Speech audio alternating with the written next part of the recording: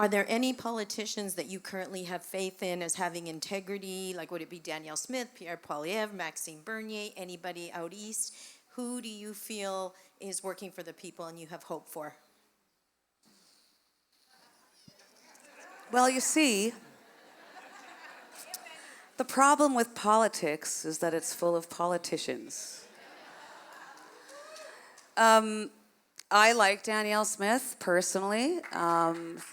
Yeah, I like what she's doing, but I'm not going to judge because it's still pretty earlier in the game. But I am hopeful. I mean, she seems to have a lot of tenacity, and I like that she's not afraid to actually stand up for her province and the Albertans.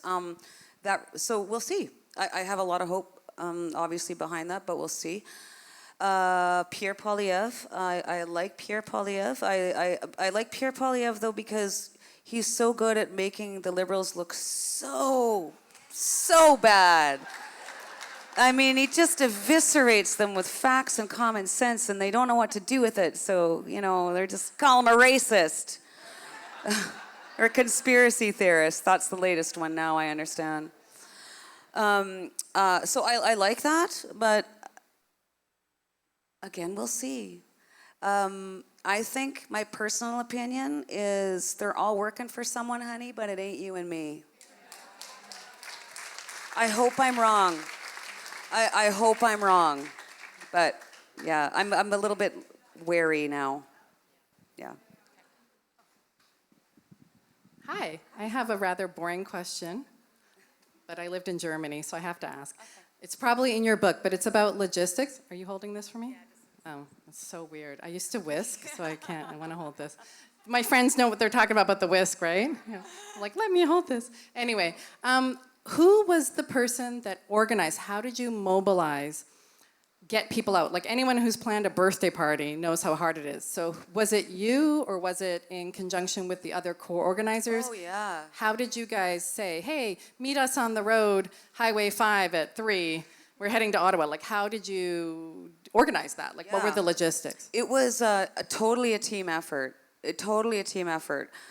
So just before I got involved, I know that Pat and a guy named James had reached out to Chris and offered to help also, and Bridget and they had all been talking about what to do, doing something. They didn't know if it was going to be slow rolls or a shutdown or a convoy to Ottawa or a convoy to the Ledge or whatever. So it was a small group of people that came in and had very like-minded ideas. And so, like Pat, for instance, I don't think he was an organizer of the United Rural Convoy, but he was in it. And James had some roots for it. So because of the United Rural that went out in 2019, they already had an idea as to where we would need to be stopping each day and planning some stops. So that was a huge help. The Facebook page I started, that really got the word out quickly. And then, of course, they're truckers. They see me and they TikTok, right? So, and I mean, I think at that time, before this even started, Chris Barber already had, I don't know, like 100,000 followers on TikTok or something. You know what I mean? So, and I found that out in Ottawa. I didn't realize that like TikTok is like a trucker thing. I had no idea. And I think that's it, word of mouth. And then once people, like we had so much support right off the bat on the Facebook page alone that I created a Facebook committee or a social media committee, and then I had to start a different page for people that wanted to donate food or have a stop or billet houses or bring gas or DEF or diesel or, because I mean right out of the gate the support was crazy. So it was kind of a combination of all those, and then of course once the GoFundMe took off and you start talking about money, everybody's ears perk up. So yeah. Everyone, yeah. Hi, thanks again for everything, all of you. So many of us, I think, wanted to be in Ottawa, but we're watching online, and we saw so many human moments along the way, little kids giving gifts, the guys in the hot tub, people cleaning the statue.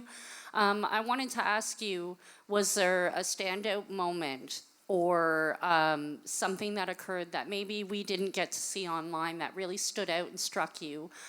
What was it and why? Oh boy. Yes, but it wasn't a moment. it was moments, and I was talking to a lady about this earlier. So the one thing that I really noticed being in Ottawa and to this day is people that have immigrated to Canada from other countries, communist countries, in Ottawa, you know, Canadians, we were just so happy to be together, and we're hugging and crying and I love you and I love you, and you know, it was a real release, I think, for a lot of us that are from Canada.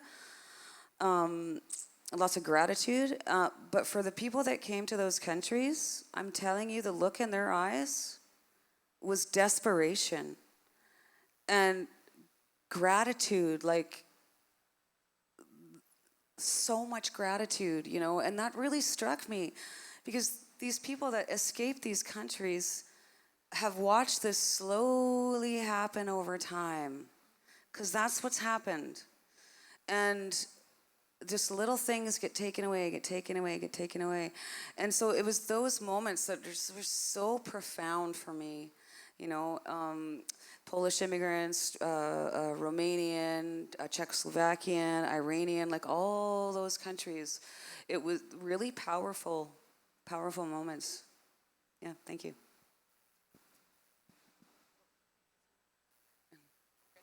Hi, so nice to meet you. Thank you. And yeah, I've been doing Worldwide Freedom Rallies since September of 2021, so I was really excited to see the convoy and everything, and it was just so amazing to see everyone get together, and it's so wonderful how passionate you are about Canada, and I am too. Good. And yeah, I just want to see this country remain strong and free and not Yes.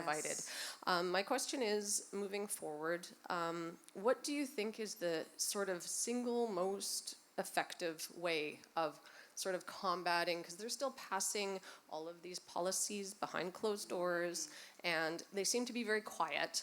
And that's like when I get scared, right? It's when everything's quiet. It's like, what's going on? What are you kids doing over there? Yeah, that's right. So, you know, like, what do you think would be like the best strategy moving forward for everyone? Well, I addressed this a couple nights ago. Right now, I think to a lot of us, for me anyways, it feels like we're just getting all this stuff thrown at us now, right? C11, C18, they want to take your guns away. They want to, Stephen Guilbeault's latest whatever fairy tale plan, you know. I mean, this is Canada. Anyways, that's that's for next year. That it can be really overwhelming. And so I think doing stuff like this, getting together with like-minded people, brilliant ideas come from these things, and good ideas, and or pick one thing that you're really passionate about and put your efforts into that one thing, because you'll just overwhelm yourself and, you know what I mean, spread yourself too thin. But if you focus on one thing, when it comes to the politicians, I know it sounds trite. Sit down and write them a letter, send them an email, phone the office, make an appointment at the office, you know, go sit in question period in the ledge, you know, any of that stuff, get informed. I mean, what the biggest problem I think we have, quite frankly, is people don't want to put the effort in, right? You know, people still ask, where's the money, Tamara? What'd you do with the money? And I'm like, it's a Google search, okay?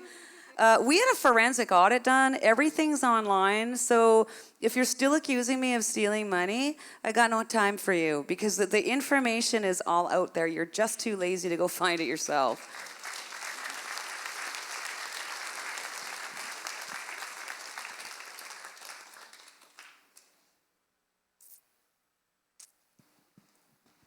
Just a clarification, I'm not sure this information is out there and really easy to get. When I was defending the truckers' convoy, convoy, somebody said that, oh, well, they're the ones that had arranged the border blockade, and I said that I thought that was a different group. Can you just clarify the connection with the border blockades, the Coots thing? And There is none. there is no connection. That's what I said. What Good. what happened at the borders was organic and completely, you know, mobilized by their own communities. in support, obviously, and in solidarity with us. But we didn't have a group of people at the basement of the Swiss Hotel telling the people in Windsor what to do. You know what I mean? I'm sure some people, like I know people that were in Coots, but I didn't talk to them while they were there. So to my knowledge, we had no connection with them. Yeah. And then we're just going to take these last two questions, Sure. and then we will break and we can do the Go book sign some signing books. and yeah. Nice shirt. Oh yeah, made in Canada. Tamara, I don't have a question for you. Okay.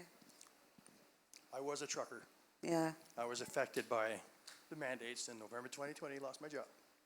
It's been a steady downward spiral since. I was your neighbor. Wow. I moved out of Lethbridge in August 2018, Yeah. back to the house I've had in Nanaimo for 30 years, and I'm faced with losing it Yeah. because of all this bullshit that's out there. Yeah. But the one thing I want to tell you is I've been following you and the whole convoy. In fact, I was in Napanee, Ontario on January 1st of 2021, Wow. coming back after seeing my father for the last time through a window as he passed in Toronto. I'm sorry. And I drove back across Canada in my car to see the start of the Freedom Convoy in Moosomin, Saskatchewan, Wow. going to Ottawa. And I had no idea at that moment that that's what was about to happen. Even after a few truckers that I used to know in Napanee Flying J told me there's going to be a convoy. And I said, yeah, right, we've heard that before. Yeah. I've been in the business for 30 years. Yeah. So what I want to say to you in front of everybody here, you make me proud to be a Canadian.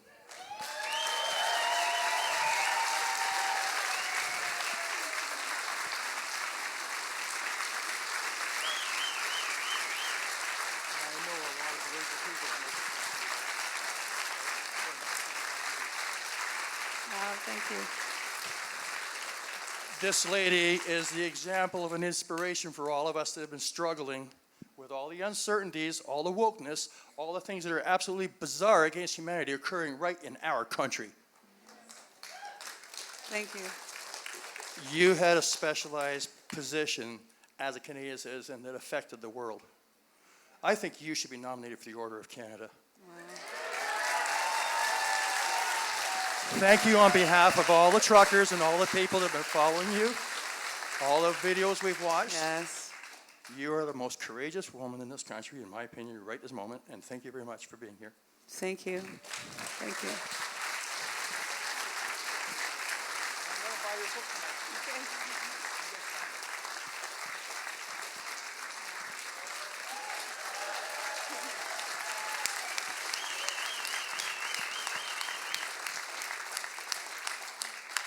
No more crying, please. Okay. Oh. No, no. Just kidding. I have 1,000 questions I'd like to say, but I agree with everything he just Wow. said. I'm trying not to cry. As a grandma and a mom, we're overwhelmed, right, with everything we have to do. But one of the things we do is we stand outside a Czech TV every week, and we hold our signs up telling everyone that we are being lied to, basically. And there's only a tiny little group of us. And sometimes you go, wow, is this really going to matter? But, you know, when we hear people like you talk, and it doesn't matter how many of us there are. That's right. And the rallies, you know, I mean, doesn't matter how many of us there are. That's we're right. there, and we're doing it. And thank you for everything Yes. you've done. Thank you. Thank you. I've heard, honestly, the best things about the convoys and the rallies that have happened here in Victoria, and you guys are just amazing. Like, I've heard about it from one end to the other. Well, I haven't been to the north end of BC yet, but someday. And just outstanding. And I'll tell you, like, maybe even if there was only, I'm not sure where she went, but maybe even if there was only 4 people there that day, maybe somebody else that was there really needed to talk to somebody that day. You know, we don't know why that happens. It's not the numbers that count. It's the intention. Honestly, that's what I think. And what's the saying from Field of Dreams? If you build it, they will come. Right? So we have to keep it there, so because they will come. They are coming, you guys. I see it every day. They are coming. We are winning. Yes. Anyways, sorry.